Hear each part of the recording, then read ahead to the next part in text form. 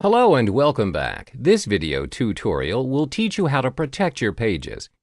When you have your contents ready to go in your WordPress site, the next thing you would want to do is to tag the pages. That's the purpose of having this membership script. So when you're in the draft mode for pages, and if you scroll below, you may see the Wishlist Member option. The default setting is listed as No, do not protect the content. Non-member can access it. Therefore, anyone can access it. This page is meant for paying members only, so the next thing you would want to do is opt for Yes, protect this content, members only. The next question you'll be asked is select the membership level that can access this content, which means who can access the content.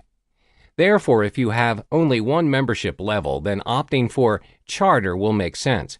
However, if you have multiple membership levels, you will have to decide which particular membership level will have access to this page.